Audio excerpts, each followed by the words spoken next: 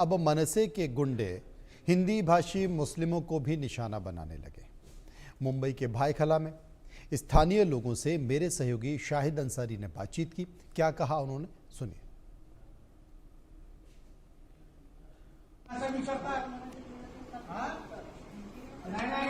भाषा के नाम पर हिंदी भाषियों को निशाना बनाने की वारदातें महाराष्ट्र के अलग अलग हिस्सों से सुनाई देती हैं। हर 2 दिन पर एक वारदात इस तरह की सुनाई देती है जब मनसे के गुंडे किसी न किसी को अपनी नफरत का निशाना बनाते नजर आते हैं। इंडिया न्यूज की यह मुहिम रही है कि हमने महाराष्ट्र के अलग अलग जगहों से लोगों से बातचीत की और लोगों का इस पर क्या कहना है ये सुनने की कोशिश की, लेकिन किसी ने भी आज तक ये नहीं कहा कि भाषा के नाम पर महाराष्ट्र नवनिर्माण सेना के गुंडों का जो तरीकाकार रहा है वो जायज है। और यही वजह रही है कि महाराष्ट्र नवनिर्माण सेना के जो गुंडे हैं वो किसी को भी निशाना बनाते नजर आते हैं। कई जगहों पर हालांकि राज ठाकरे ने यह भी कहा है कि गैर जरूरी तरीके से किसी को निशाना ना बनाए, लेकिन बावजूद इसके ये सिलसिला थमने का नाम नहीं लेता।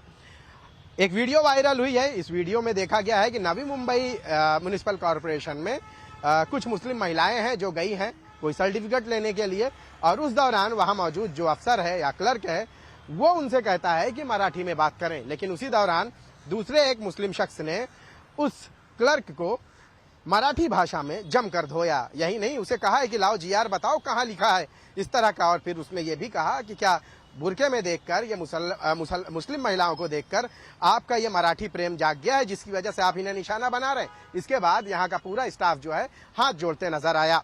हमारे साथ मुंबई के भायखला इलाके में लोग मौजूद हैं, इनसे बातचीत करेंगे। असलम भाई, पहला मेरा सवाल है कि कॉरपोरेशन में जो इस तरह के यानी कि जो मनसे का जो रहा है तरीक़ाकार की छोटे मोटे लोगों को निशाना बनाना, अब कहीं ना कहीं वो जो है सरकारी अफसरों में बाबुओं में जो है वो बुखार चढ़ गया है मराठी प्रेम का, और उसकी वजह से गैर हिंदी भाषियों को निशाना बनाया जा रहा था, मुसलमानों को भी निशाना बनाने जाने लगा। नहीं, अगर ऐसा हो रहा है तो बहुत खतरनाक सिचुएशन है, और ये मुल्क के लिए खुसूसन बिलखुसूस बीएमसी महानगर पालिका हो या सरकारी जो भी अदारे हैं जो आवाम से जुड़े हुए हैं, जिनका मकसद अवामी खिदमात को देना, मुंबई महानगर पालिका हो या कोई भी म्युनिसिपल कॉरपोरेशन हो, वो अवामी सहूलतें देती है।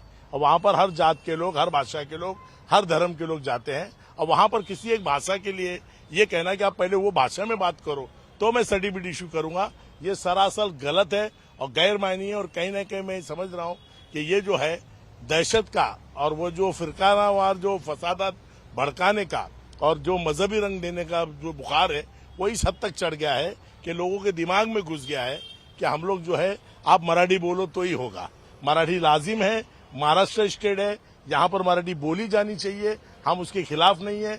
हम भी मराठी बोलते हैं, बाकी लोग भी मराठी बोलते हैं, लेकिन जिनको अगर मराठी नहीं आती है तो अगर मराठी बोले तो ही सब्जी वाला सब्जी देगा, वो मराठी बोले तो ही अगर बर्थ सर्टिफिकेट इशू होगा, वो मराठी बोले तो ही उसका नल का कनेक्शन लगेगा। ये बहुत नीचे स्तर तक बात जा रही है, इसके ऊपर सख्त एक्शन होना चाहिए। जी बिल्कुल, सख्त एक्शन होना चाहिए। लेकिन जिस तरह से पहले आपने देखा है कि रास्तों पर छोटे मोटे ठेले वाले, केले वाले, स्ट्रीट पे धंधा लगाने वाले ये निशाना होते थे मनसे के गुंडों का, और अब जो है देखिए कि इस तरह से जो कॉरपोरेशन में ये बात देखने को मिली है, तो ऐसा नहीं लगता है कि वो असर, वो जो आग जो है, नफरत की आग है, वो उन जगहों तक भी पहुंच गई है कि जिनका तो इन सब चीजों से कोई लेना देना ही नहीं होना चाहिए। उनका तो काम है आवाम की खिदमत करना, उसीलिए सरकार उन्हें तनख्वाह देती है। बिल्कुल ये रुकना चाहिए और इसके ऊपर बिल्कुल गौर होना चाहिए।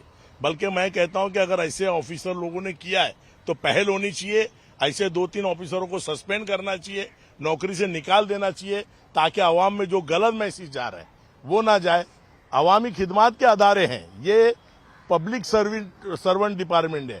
अगर यहाँ ऐसा हो रहा है तो ये बहुत गलत बात है, ये बिल्कुल नहीं होना चाहिए। ये कहीं ना कहीं फिरकानावार फसादात का बोलो या मजहबी रंग देने की कोशिश है, जो कि नहीं होनी चाहिए। हिंदुस्तान और महाराष्ट्र हमारा ऐसा देश है जहाँ हिंदू, मुस्लिम, सिख, ईसाई सब भाई भाई है, सब एक साथ रहते हैं, और कहीं ना कहीं ये कौमी एकता को, आपसी भाईचारगी को तोड़ने की साजिश है, जो बिल्कुल नहीं होनी चाहिए और इसके ऊपर एक्शन होना चाहिए। कहीं ना कहीं सरकार भी सो रही है। अगर सरकार इस तरीके पर पहले लगाम लगाना चालू कर दे तो अगर एक के ऊपर एक्शन होगा तो दूसरा ये हरकत सब सुधर जाएंगे। बिल्कुल। अगर परवेज भाई, एक सवाल है आपसे मेरा कि अभी राज ठाकरे ने कहा है कि अपने पार्टी के कार्यकर्ताओं को, लीडरों को, कि गैर जरूरी तरीके से किसी के साथ जबरदस्ती ना करें, किसी के साथ मारपीट ना करें।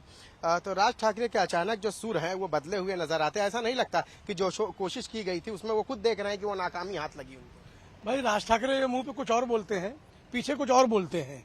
अपने मीडिया के सामने तो बोल दिया भाई ऐसा नहीं, ऐसा करना चाहिए, लेकिन ये पीछे अपने गुंडों को खुली छूट दे के रखे हैं। अपने गुंडों को, अपने बदमाशों को मैं तो उनको लुक्खा बोलूंगा, एक सबसे गिरी हुई अल्फाज में बोलूंगा, ये लुक्खा है। और ये सरकार भी फेलियर है। सरकार फेलियर है। क्यों सरकार फेलियर है? एक बंदे, कोई लेडीज जाती है अपना डॉक्यूमेंट बनाने के लिए, उसको बोलते मराठी में बात करो। जो बेचारा मराठी नहीं आता वो क्या करेगा ये बताओ? तो इसका मतलब सरकार फेलियर है। सरकार करवा रही है। सरकार क्यों नहीं कार्रवाई करवा रही है इसके ऊपर? क्यों नहीं कड़क एक्शन ले रही सरकार? सरकार फेल है। इस मुद्दे पे सरकार फेल है। अब नीलेश राणे जैसा आदमी उल्टा सीधा बोलता है तो लोगों को हौसला बढ़ेगा ना।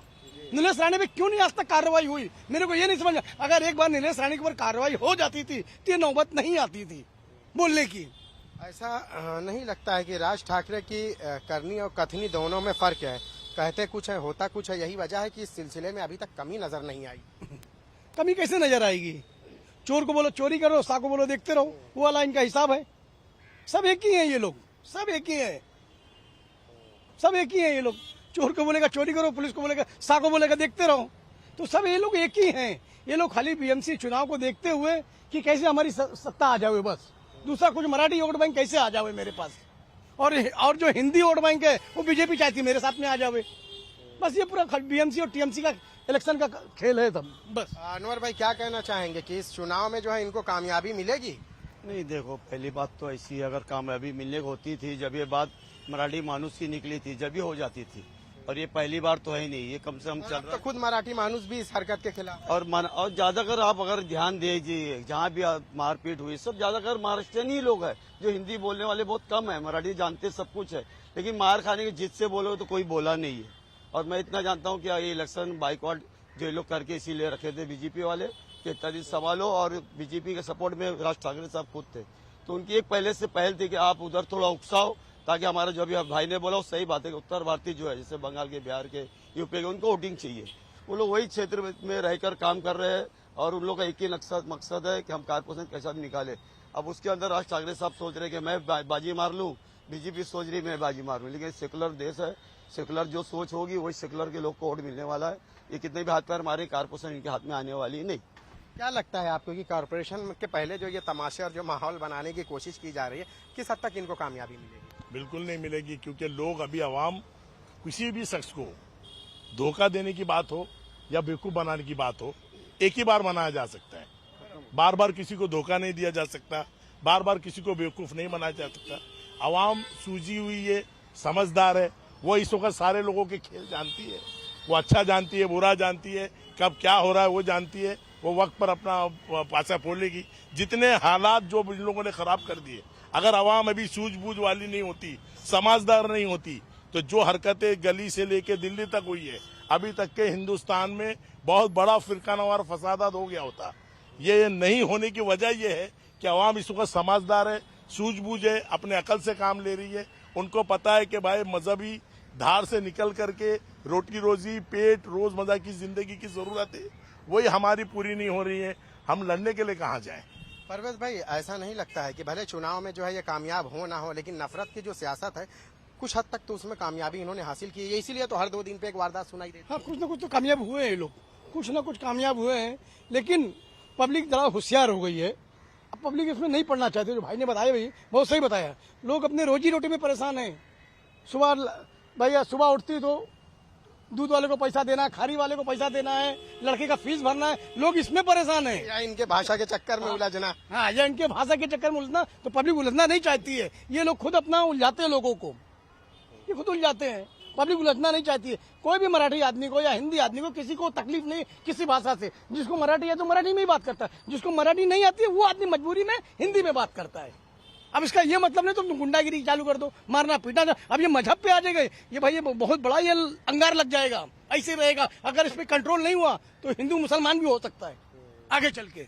जी बिल्कुल, हालात जिस तरह से देखने को मिल रहे हैं इसको देखकर तो हम यही कह सकते हैं कि बीएमसी चुनाव से पहले भले ही वोटों की राजनीति में ये कामयाब हो ना हो, लेकिन नफरत की राजनीति में एक हद तक कामयाब दिखाई देते नजर आते हैं, जिसको लेकर सरकार को इस पर लगाम लगाना बेहद जरूरी है। कैमरामैन विष्णु निर्मले के साथ शाहिद अंसारी, इंडिया न्यूज, मुंबई। मराठी बोलत नाही, तुम्ही भुरकेवाली बघून का तुम्ही त्यांच्याशी बोलतात का तसं? मग तुम्ही कसं सांगितलं का मराठीमध्ये बोलायचं? भुरकेचा विषय काढला काय? तुम्ही मराठीमध्ये सांगायचं, आम्हाला हिंदी कळत नाहीये, तुम्ही असं विचारता? हा नाही, ज्यांना तुम्ही काय सांगितलं त्यांना की आम्हाला हिंदी येत नाही, ट्रान्सलेटर बोलून घ्या, ट्रान्सलेटर बोलून घ्या. मराठीमध्ये नाही, मराठीमध्ये आम्हाला मराठीत करतो, आम्हाला हिंदी येत नाही. तुम्हाला हिंदी येत नाही का? ते इथं आले तर सांगतात की आम्हाला हिंदी येत नाही, मराठीमध्ये बोला. हे काय तुम्ही काय करता? जर तुला मराठी भाषेवर बोलायचं तर तुम्ही तुमच्या पद्धतीने राजीनामा द्या.